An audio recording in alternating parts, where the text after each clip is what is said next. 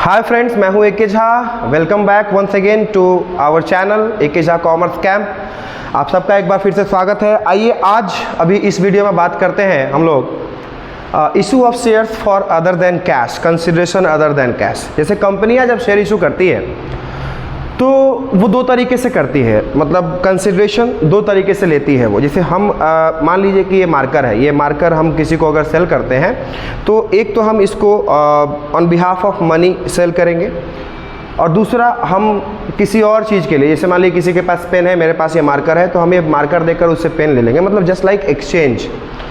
तो एक छोटा सा केस है ये, इससे भी क्वेश्चंस आपको आते हैं क्लास 12th में अकाउंटेंसी में, कंपनी अकाउंट के अंदर।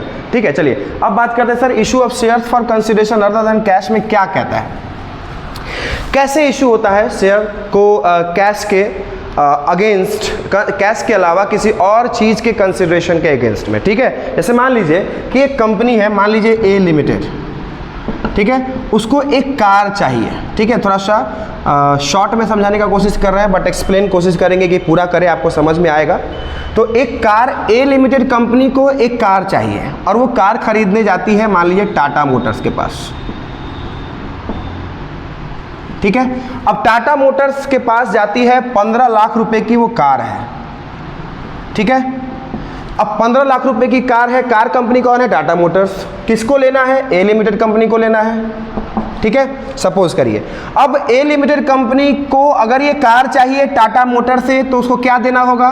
मनी देना होगा। ठीक है, टाटा मोटर को ये कार बेचना है तो उसको चाहिए पैसा। तो ए लिमिटेड कंपनी के पास पैसा नहीं है, या है भी तो ये खर्च करना नहीं चाह रही है। तो उसने कहा टाटा लिमिटेड को, टाटा मोटर्स को कि सुनिए ना, मेरे कंपनी का आप 15 लाख रुपए का शेयर ले लीजिए और हमको ये कार दे दीजिए। ठीक है, टाटा मोटर को कहा कि भैया आप मेरे कंपनी का 15 लाख रुपए का शेयर ले लीजिए और हमको ये कार दे दीजिए। टाटा मोटर ने कहा कि ठीक है, हमको आप शेयर दे दीजिए, हम आपको अपना कार दे देंगे। तो इसको बोलते हैं कि कंपनी, ए लिमिटेड कंपनी ने, यहां कहा जाएगा कि ए लिमिटेड कंपनी ने शेयर इशू किया, लेकिन बदले में क्या लिया? कार लिया, पैसा नहीं आया। अक्सर आप देखते होंगे issue of share for cash, मतलब कि रोकड़ के, मतलब कैश के मतलब अगेंस्ट कंपनियां शेयर इशू करती है, बट यहाँ ऐसा नहीं है। यहाँ महिंद्रा कंपनी से कंपनी कार ले रही है और कार लेकर के उसको दे रही है शेयर्स। ठीक है, इज दैट क्लियर? यहाँ तक का डाउट क्लियर है आपका?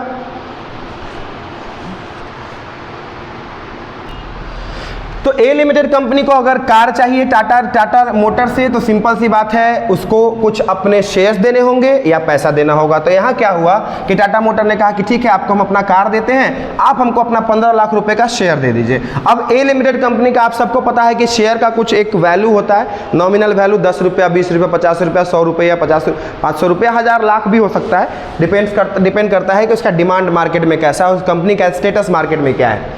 तो ए लिमिटेड कंपनी ने टाटा मोटर को बोला कि भैया आपको 15 लाख रुपए का हम शेयर देंगे, 15 लाख रुपए का हम आपको शेयर देंगे। और वो शेयर का, एक शेयर का रेट था 100 रुपया, मान लेते हैं। कितने रुपए का शेयर था? 100 रुपए का। तो इसमें भी कंडीशन होगा, at par, at premium, at discount. ठीक है, तो अगर इसको एट पार देते हैं तो 100 का शेयर 100 के वैल्यू में ही जाएगा, तो इसको कितना शेयर देना होगा? 15,000 शेयर्स एट ₹100 ईच अगर हम देते हैं तो एट पार कहलाएगा। महिंद्रा टाटा मोटर को ए लिमिटेड कितना शेयर देगी? 15,000 शेयर देगी, 100 रुपये वाला, तब जाकर के सेटलमेंट हो जाएगा। कार इसके पास आ जाएगा, शेयर उसके पास चला जाएगा। अगर एट पार है तो शेयर का वैल्यू, अगर मार्केट में अभी एट पार चल रहा है तो, लेकिन अगर एट प्रीमियम कहता है, अब ए लिमिटेड कहा कि देखिए आपको 15 लाख रुपए का शेयर तो देंगे, लेकिन अभी हमारे शेयर का रेट बढ़ा हुआ है, तो एट प्रीमियम आपको हम देंगे। तो मान लीजिए कि एट प्रीमियम की बात करते हैं, थोड़ा सा कैलकुलेशन करना होगा, कैलकुलेशन करने में मुझे थोड़ा सा टाइम लग सकता है। 15 लाख रुपया का ही वैल्यू दे रहे हैं और नंबर ऑफ शेयर निकालना है हमको। शेयर का वैल्यू है, मान लीजिए 10% प्रीमियम पर देती है, 10% प्रीमियम पर देती है, तो 110 को 110 से डिवाइड करिए, तो 110 से डिवाइड करिए 15 लाख को। ठीक है, 110 से 15 लाख को डिवाइड करेंगे, देखते हैं कितना आता है, कितना शेयर देना पड़ रहा है।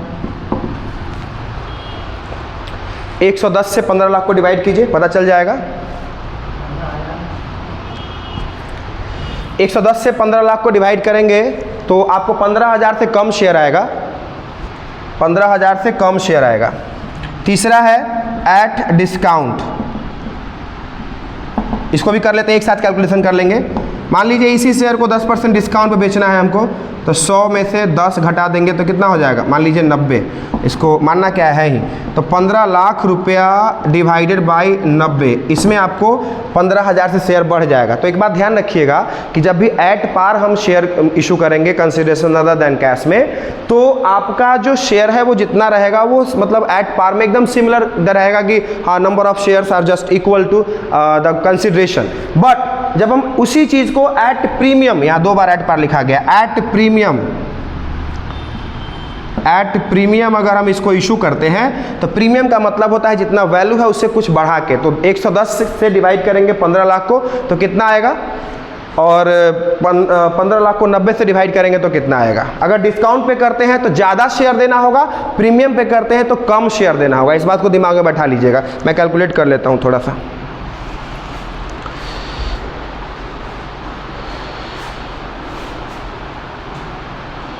पॉज करो ना, ठीक है। तो हम कैलकुलेट करके देखें, यहाँ पर देखिए सिंपल सी बात है, अगर हम इसको 15 लाख रुपया दे रहे हैं, बहुत साधारण भाषा में समझिएगा, 15 लाख रुपया हमको देना है किसी को, और वो 15 लाख हमको 100-100 के नोट में देना है। शेयर का वैल्यू मान लीजिए नोट है, ठीक है, तो 100-100 के नोट में देना है, तो उसको कितना नोट देना होगा, 15,000 नोट देंगे। 15,000 नोट जब उसको गिन करके देंगे, एक नोट का वैल्यू अगर 100 रुपया होगा तो सिंपल सी बात है उसका 15 लाख का सेटलमेंट हो जाएगा। लेकिन अगर वही नोट हम उसको देते हैं 100 का और गिनते हैं 110 का, ठीक है, 100 का ही नोट रहेगा, लेकिन अभी वैल्यू उसका कितना हो जाएगा, कैसे डॉलर का वैल्यू घटता बढ़ता रहता है इंडियन करेंसी के मतलब कंपैरिजन में, उसी तरह से 100 का नोट है लेकिन वैल्यू उसका दिखा रहा है कितना, 110। तो उस कंडीशन में हो जाएगा 15 लाख डिवाइडेड बाई 110, तो करेंगे तो यहाँ हो जाएगा 13,637 शेयर्स आपको देना होगा। कितना शेयर, 13,637। तो मैंने कहा ना कि प्रीमियम पर जब इसको इशू करेंगे तो नंबर ऑफ शेयर घट जाएगा, क्योंकि देना तो हमको 15 लाख है, हर केस में आपको 15 लाख रुपया ही देना है, ठीक है। तीसरा कंडीशन है कि अगर इसी चीज़ को हम एट डिस्काउंट इशू करते हैं, ठीक है, कहते हैं कि टाटा लिमिटेड को कहते हैं कि देखिए सर 100 रुपये का मेरा शेयर है, लेकिन अभी मेरे शेयर का वैल्यू मार्केट में 90 रुपया है, 10 रुपया डिस्काउंट पे चल रहा है, तो 90 रुपये से डिवाइड करेंगे 15 लाख को कि कितना नोट देने पर या कितना शेयर देने पर हमारा जो है वो 15 लाख का सेटलमेंट हो जाएगा, ठीक है। समझिए, अब देखिए 16,667 शेयर हमको फाइनली पे करना होगा, फाइनली इतना शेयर हमको इशू करना होगा, तब जा करके हम कार का सेटलमेंट कर पाएंगे टाटा कंपनी को, ठीक है। ये हो गया आपका कैलकुलेशन नंबर ऑफ शेयर्स का। अब सर एक बात बताइए कि आपने कहा कि एट पार पर ओरिजिनल नंबर ऑफ शेयर देना होगा, जैसे 100 रुपये का डिवाइड कर देंगे तो 15,000 शेयर हो जाएगा, इस 10 रुपये से डिवाइड करेंगे तो 13,637 शेयर्स हो जाएगा, 90 रुपये से डिवाइड करेंगे तो 16,000, ऐसे करके आपका शेयर्स का मतलब जो नंबर ऑफ शेयर है वो आपको निकालने में पड़ेगा। अब आते हैं इसके जर्नल एंट्री के ऊपर कि सर जर्नल एंट्री कैसे करेंगे। तो जर्नल एंट्री करने के लिए आप देखें, मैं आपको जर्नल एंट्री करके भी दिखा रहा हूँ साइड में, तीनों कंडीशन में अलग अलग। सबसे पहले तो कार आया in the books of A limited, journal entries in the books of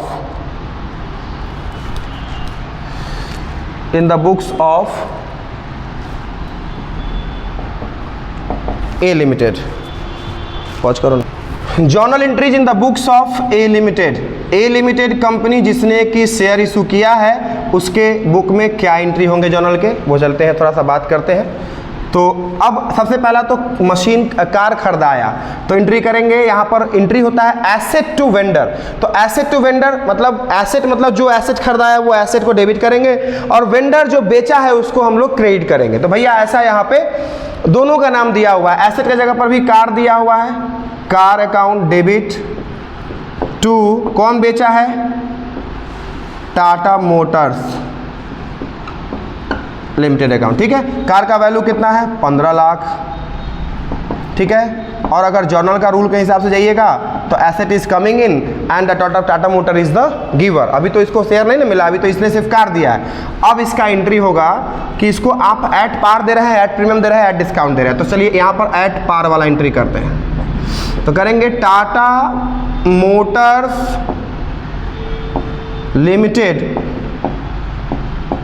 account debit to equity share दे रहे हैं तो इक्विटी शेयर, प्रेफरेंस शेयर दे रहे हैं तो preference share, equity share capital कितना 15 lakh.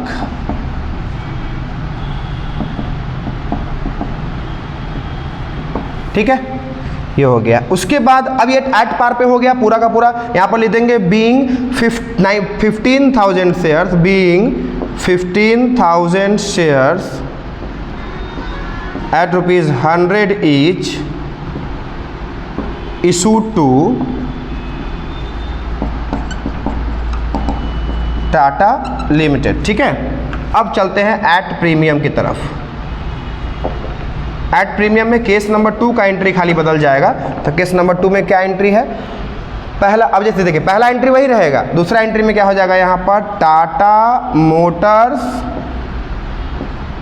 Account debit to equity share capital to securities premium account. ठीक है, अब यहाँ देखिए ज़रा सा, यहाँ थोड़ा बोर्ड पे स्पेस चाहिए तो मैं इसको हटाने का अमाउंट लिखने के लिए। अब देखिए टाटा मोटर्स के जगह पर वही रहेगा 15 लाख रुपया, ये चेंज होने वाला नहीं है। शेयर कैपिटल में आपको देखना है कितना शेयर दे रहे हैं, 13,637 इंटू 100, तो जो आपका आएगा कितना आएगा 13,63,700, 13,63,700 रुपीज़। ये आपका शेयर कैपिटल, मतलब एक्चुअली शेयर कैपिटल आपका कितने का जा रहा है? शेयर कैपिटल आपका मात्र 13,63,000 का जा रहा है। अब बाकी जो उससे आप एक्स्ट्रा अमाउंट ले रहे हैं वो प्रीमियम का है। तो 15 लाख में से इसको घटा दीजिए, 15 लाख में से इसको घटा दीजिएगा तो कितना आ जाएगा 300, यहाँ आ जाएगा आपका 6, यहाँ आ जाएगा आपका 3, तो 1,36,300 रुपीज़ आपने उसको प्रीमियम पे इशू किया है। मतलब आपने एक्चुअली उसको 15 लाख रुपए का सामान कह के दिया कितने का, 13,63,700 का। ये प्रीमियम पे इशू करने पर कंपनी फायदे में होती है जो शेयर इशू कर रही होती है। कंपनी को क्या हुआ, कंपनी को तो 15 लाख का कार आ गया और बदले में कंपनी को कितना शेयर देना पड़ा, मात्र 13,637 शेयर। अगर वही एट पार पे देना होता तो उसको 15,000 शेयर देना होता और एट डिस्काउंट देना होता तो 16,000 शेयर देना होता। तो प्रीमियम पर जब शेयर इशू किया जाता है तो नंबर ऑफ शेयर घट जाता है, डिस्काउंट पर जब शेयर को इशू किया जाता है तो नंबर ऑफ शेयर बढ़ जाता है। ध्यान रखिएगा इस बात का, बहुत ही टिपिकल ये तरीका है। आगे चलिए, तीसरा केस है एट डिस्काउंट। ठीक है, एट डिस्काउंट में क्या होगा, टाटा मोटर्स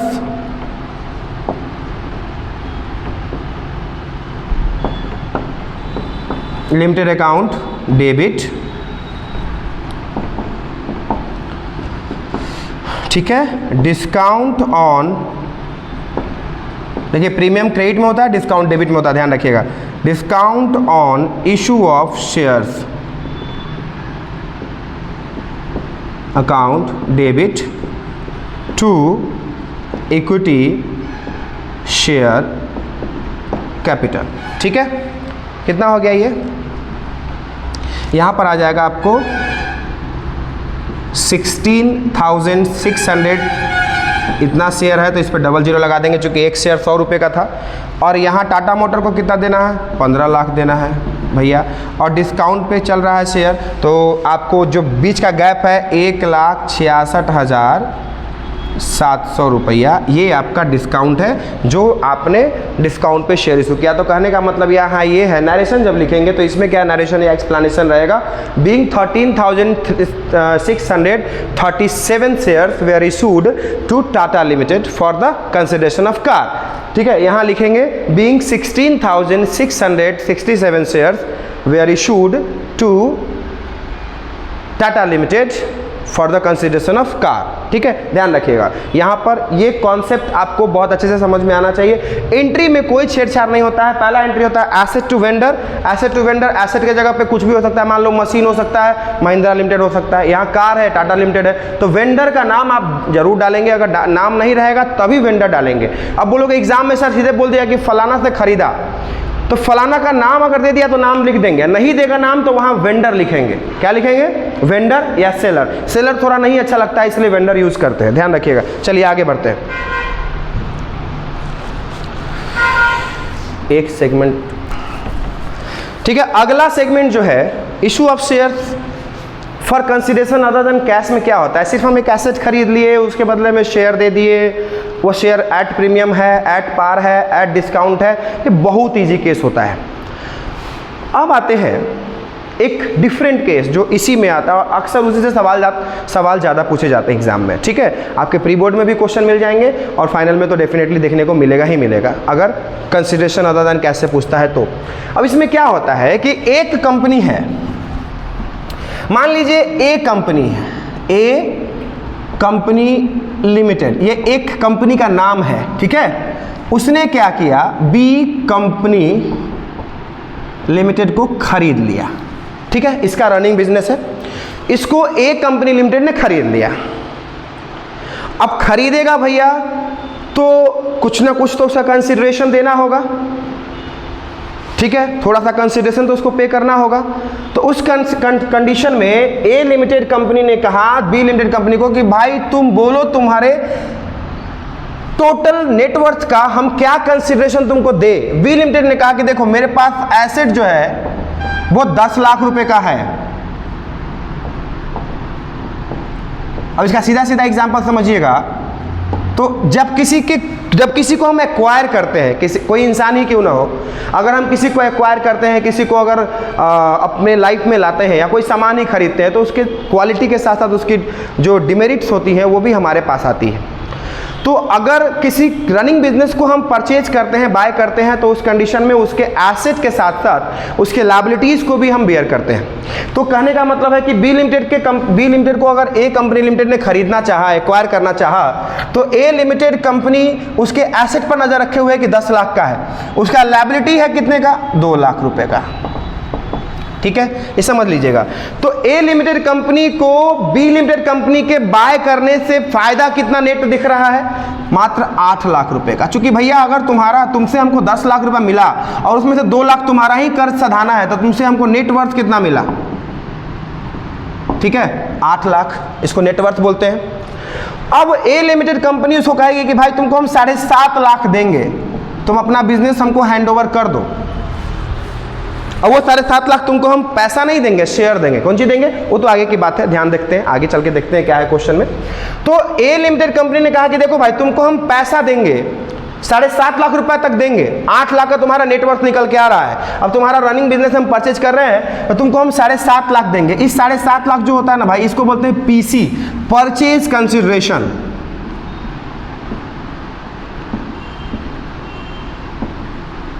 ठीक है, इसको क्या बोलते हैं हम लोग? Purchase consideration. अब यहां ध्यान देने वाली बात यह है कि पीसी अगर ज्यादा है नेटवर्थ से तो उसको क्या बोलते हैं हम लोग? गुडविल। ठीक है, इसमें कौन फायदे में होता है? सेलर कंपनी या वेंडर कंपनी। इसमें फायदे में होता है सेलर कंपनी या वेंडर कंपनी। अब समझिए कैसे सर। अब पीसी कितना है यहाँ पर? पीसी मान लीजिए इसको हम देते हैं 8.5 लाख। कितना देते? 8.5 लाख। और पीसी आपका नेटवर्थ है कितने का? 8 लाख का। तो इस कंडीशन में उसको हम 50,000 रुपया ज़्यादा देते। क्या देते? 50,000 ज़्यादा देते। तो ये क्या कहलाता है इसके लिए? किस कंपनी का गुडविल होता है? बी कंपनी लिमिटेड के लिए वो गुडविल का काम करता है। वो 50,000 जो उसको ज़्यादा दे रहे हैं ना, वो उसका गुडविल कहलाता है। किसका? बी कंपनी लिमिटेड का गुडविल, समझिएगा। ठीक है, फिर अगर मान लीजिए कि पीसी अगर कम है और नेटवर्थ ही ज़्यादा है तो उस कंसिडरेशन में बोलते हैं, उस कंडीशन में कहेंगे कैपिटल रिजर्व। और इस कंडीशन में जो है वो बाइंग कंपनी जो होती है, बायर कंपनी या परचेजिंग कंपनी,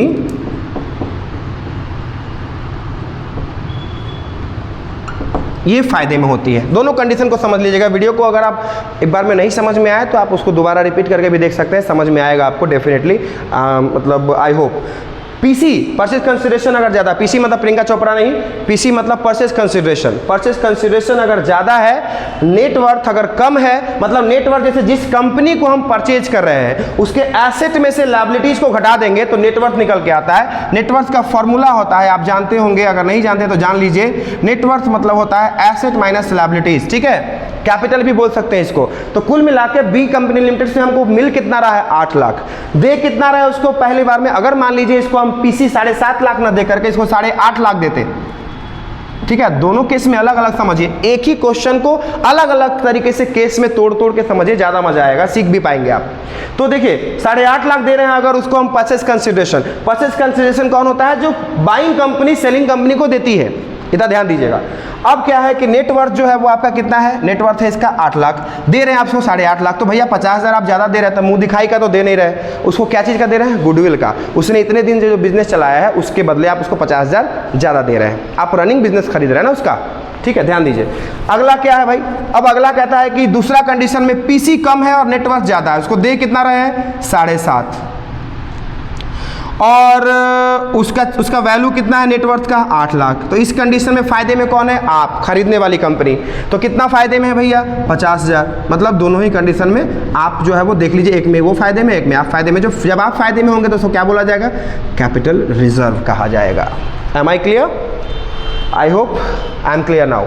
अब देखिएगा इस कंडीशन में क्या है कि बाइंग कंपनी फायदे में है, समझने का बात बस यही है।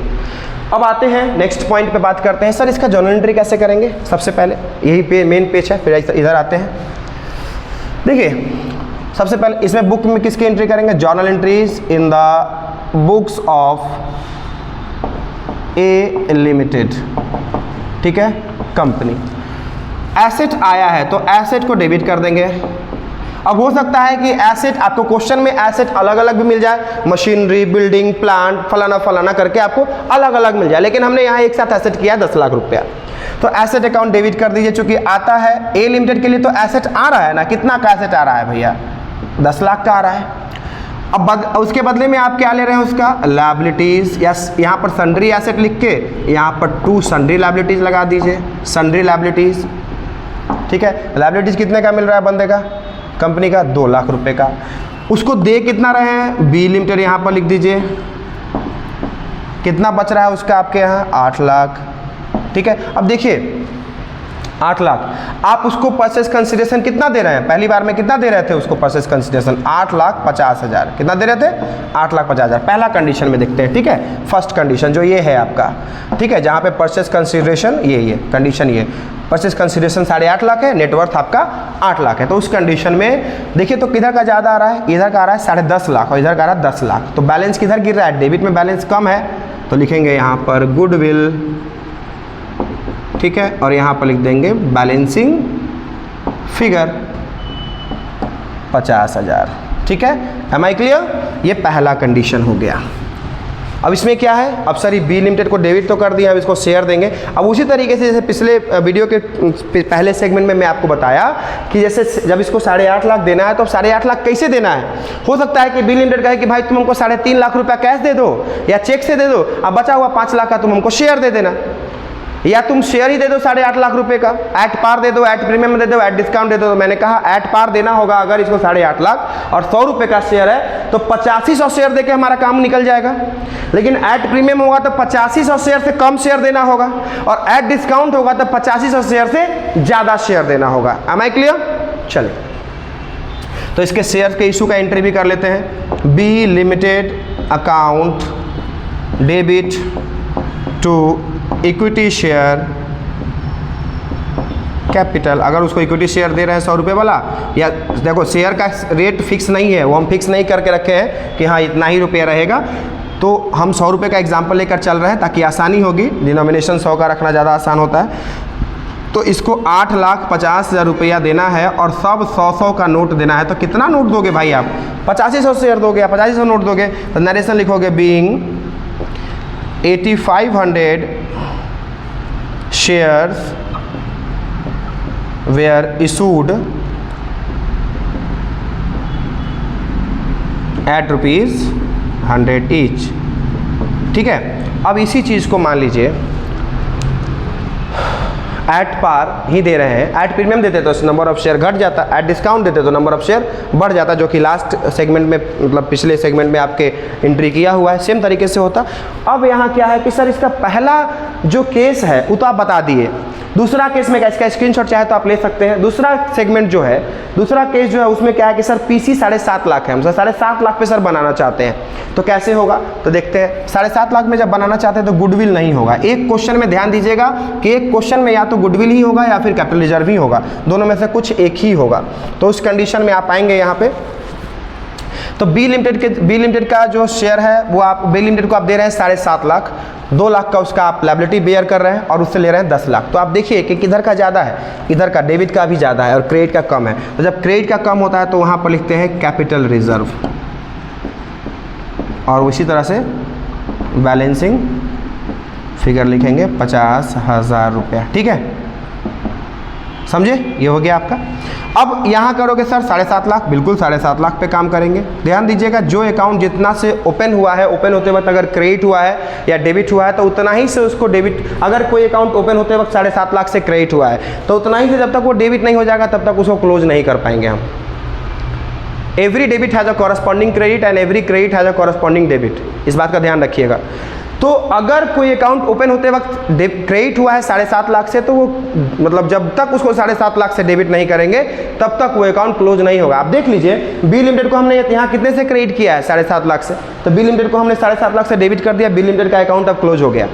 There is no balance of B limited here, है ना, ये हो गया। ये आपका दोनों ही कंडीशन में issue of share for consideration other than cash में आपके दोनों कंडीशंस में मैंने बता दिया। पहला एसेट खरीदने का सिस्टम, दूसरा जो है आपको एसेट को रनिंग बिजनेस खरीदने का सिस्टम, और रनिंग बिजनेस खरीदते हुए हम उसको दे रहे हैं क्या चीज़, शेयर दे रहे हैं। अब मान लीजिए इसी में कहता कि नहीं सर 7.5 लाख रुपया है ना सर, 7.5 लाख रुपया के बदला ना हम उसको 7.5 लाख का पूरा शेयर नहीं देंगे, हम सर उसको 2.5 लाख कैश देंगे या बैंक देंगे। तो चलिए मान लीजिए यहाँ पर लिखता बैंक टू बैंक या कैश जो देते 2.5 लाख रुपया यहाँ पर लिख देते, ठीक है, और बचा हुआ 5 लाख का शेयर दे देते। तो यहाँ पर नरेशन बदल जाता है। यहाँ नरेशन क्या होता है मैं आपको बता दूँ, लिखेंगे being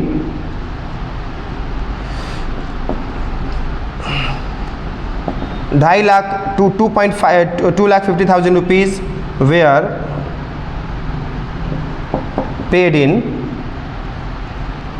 cash and for the remaining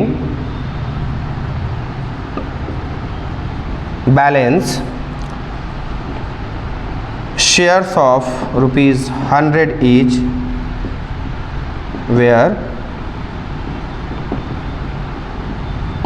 issued. ठीक है, मतलब यहाँ 5 लाख रुपए का ही शेयर आपको देना होगा और एक शेयर का कीमत अगर 100 रुपये है तो 5,000 शेयर कर देंगे। ठीक है, ध्यान रखेंगे, सिंपल सी बात है भैया। जितना आपको, अब मान लो कि इसने सिंपल से कहा कि 7.5 लाख रुपया का सर शेयर हमको नहीं चाहिए, हमको आप 2.5 लाख रुपए का 2.5 लाख रुपया कैश दे दीजिए, अब बचा हुआ 5 लाख रुपए का हमको आप अपनी कंपनी में शेयर दे दीजिए। तो अब बी लिमिटेड का एग्जिस्टेंस खत्म हो गया। अब ए लिमिटेड में बी लिमिटेड के जितने भी सारे शेयर होल्डर्स हैं उनका 5 लाख का शेयर हो गया, 2.5 लाख रुपया अपना वो लोग लेके बांट लेगा। ठीक है, तो आई होप ये वीडियो आपको समझ में आया होगा। अदर देन कैश में अगर कोई डाउट है, अगर कोई क्वेरी होगा तो प्लीज़ कमेंट बॉक्स में जाकर कमेंट कीजिएगा, और वीडियो को उन बच्चों तक जरूर पहुंचाएंगे जो इस साल एग्जाम में बैठने वाले हैं, जिनको ज़रूरत है कंपनी अकाउंट के इस टॉपिक की। और अगर कोई डाउट है, क्वेरी रहे तो कमेंट बॉक्स में जरूर कमेंट कर देंगे। वीडियो को लाइक, सब्सक्राइब और शेयर करना ना भूलेंगे।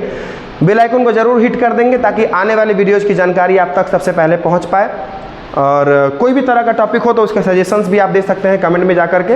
तब तक के लिए बाय, मिलते हैं अगले वीडियो में, तब तक के लिए bye, have a nice day.